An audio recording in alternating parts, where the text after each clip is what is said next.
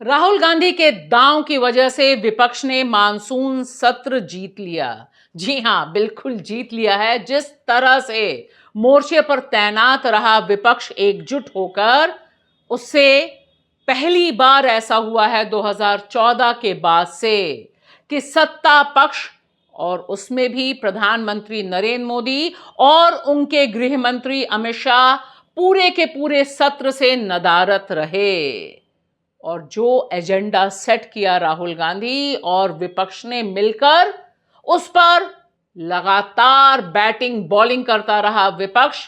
लेकिन सत्ता के पास यानी मोदी सरकार के पास जवाब देने के लिए कुछ भी नहीं था और इतनी हिम्मत भी नहीं जुटा पाए कि वह लोकसभा या राज्यसभा में आए और विपक्ष की बात सुने।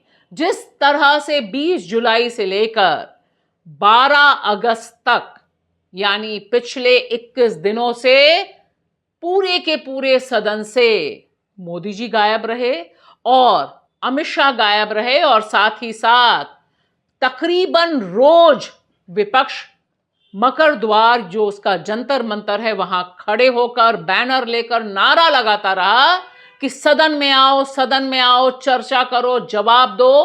उसने बता दिया है कि संख्या कम ही सही क्यों ना हो, लेकिन विपक्ष अगर सही मुद्दे पर बैटिंग करता है तो उसको झेलने के लिए कोई तैयार नहीं है।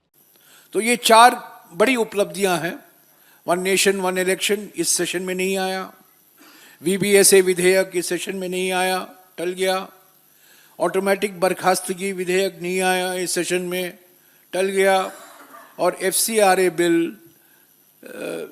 जेपीसी को गया है। पर एक 5वां उपलब्धि भी है। ये कलंकित 2/3 बहुमत के लिए इतने उत्सुक थे, पार्टियों को तोड़ा, टीएमसी को तोड़ा, शिवसेना को तोड़ा और कई पार्टियों को तोड़ने में लगे हुए थे ताकि उनको एक कलंकित 2/3 बहुमत मिल जाए, ताकि परिसीमन को लेकर जो संविधान संशोधक विधेयक है उसको पारित किया जाए। नमस्कार दोस्तों, मैं आपकी दोस्त भाषा। आप देख रहे हैं बेबाक भाषा पे हमारा दो टूक प्रोग्राम, इस दो टूक सवाल के साथ कि ऐसा क्या हुआ कि 1952 यानी देश की पहली संसद के बाद से पहली बार ऐसा हुआ 2026 के मानसून सत्र में कि प्रधानमंत्री नरेंद्र मोदी और गृह मंत्री यानी देश के प्रधानमंत्री और देश के गृह मंत्री पूरे सदन में मौजूद ही नहीं रहे, न राज्यसभा आए न लोकसभा आए। और इसे लेकर जयराम रमेश जो कांग्रेस के नेता हैं, सांसद हैं, उन्होंने ट्वीट किया कि ऐसा देश के इतिहास में पहली बार होने जा रहा है। और देखिए क्या असर पड़ा उसका। 13 अगस्त को यानी आज संसद का आखिरी दिन था मानसून सत्र का। बाहर नारे लग रहे थे, 56 इंच का छोटा बंदर जल्दी आओ सदन के अंदर, बाल नरेंद्र, बाल नरेंद्र। और इसका असर यह रहा कि फाइनली प्रधानमंत्री नरेंद्र मोदी और गृह मंत्री लोकसभा के अंदर आए। लेकिन हुआ क्या, वह बहुत इंटरेस्टिंग है और इसके लिए यह वीडियो देखना बहुत जरूरी है कि जैसे ही वे आए, लोकसभा स्पीकर ने कहा कि अब हम राष्ट्रगीत वंदे मातरम शुरू हुआ। लोग बैठे ही थे कि ओम बिरला साहब ने कहा कि अब सदन स्थगित होता है अनिश्चितकालीन।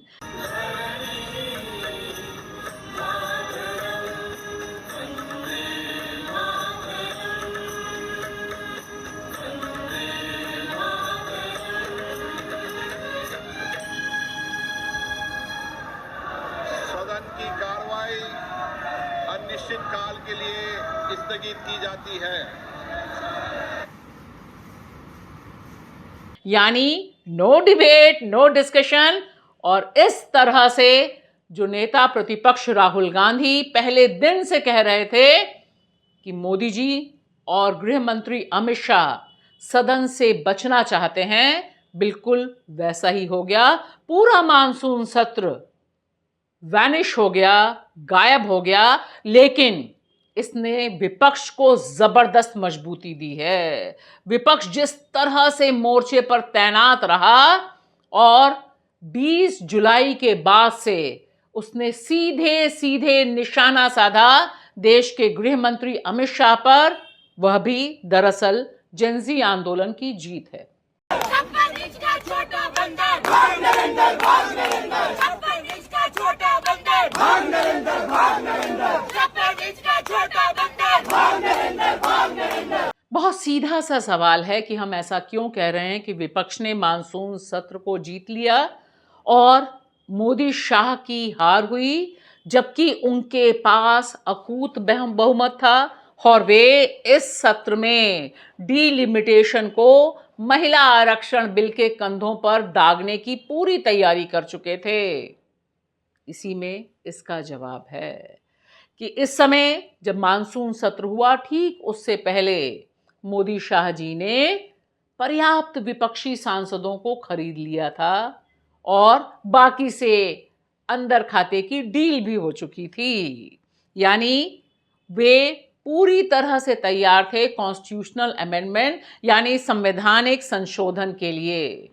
लेकिन जो हुआ वो हमारे सामने है। डिलिमिटेशन वाला बिल पेश नहीं किया जा सका और एफसीआरए बिल भी उन्हें उस पर भी कदम पीछे खींचने पड़े, कमेटी को भेजना पड़ा। ऐसा क्या दांव चला, राहुल गांधी और विपक्ष ने यह जानना बहुत जरूरी है। प्रधानमंत्री जी आज आए हैं वंदे मातरम गाने के लिए, आज आए हैं। पूरा सेशन चला है, ना प्रधानमंत्री जी आए ना गृह मंत्री जी आए, तो कैसे चलेगा फिर ये लोकतंत्र और ये पार्लियामेंट। दरअसल सारी तस्वीर बदली 20 जुलाई के बाद।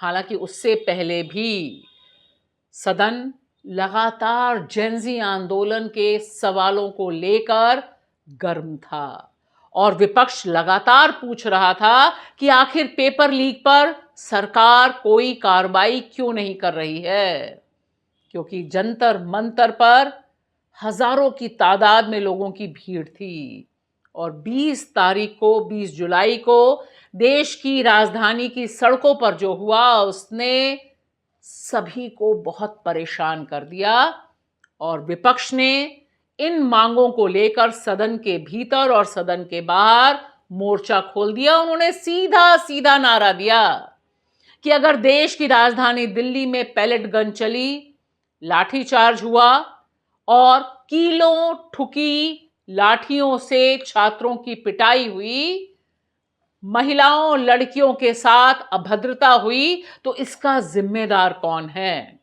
और यहां से एग्रेसिव बैटिंग करते हुए राहुल गांधी नजर आए, जो जंतर मंतर तो नहीं गए लेकिन जो पीड़ित थे उनके पक्ष में खड़े रहे। राहुल गांधी वह लीडर हैं जिन्होंने पहली बार पैलेट गन उसके विक्टिम को लेकर सामने आए, मीडिया को दिखाया कि किस तरह से 19 साल के साहिल की आंख चली गई क्योंकि पैलेट गन का इस्तेमाल किया गया था और बाद में तो 10 विक्टिम सामने आ गए। सिर्फ इतना ही नहीं, दिल्ली, मुंबई और बाकी जगहों के छात्रों के साथ मिलकर भी राहुल गांधी ने प्रेस कॉन्फ्रेंस की, आयसा के नेताओं के साथ प्रेस कॉन्फ्रेंस की। यानी जेनजी के आंदोलन के जो मुद्दे थे उस पर लगातार बैटिंग करते हुए मोदी शाह को डिफेंसिव रखा।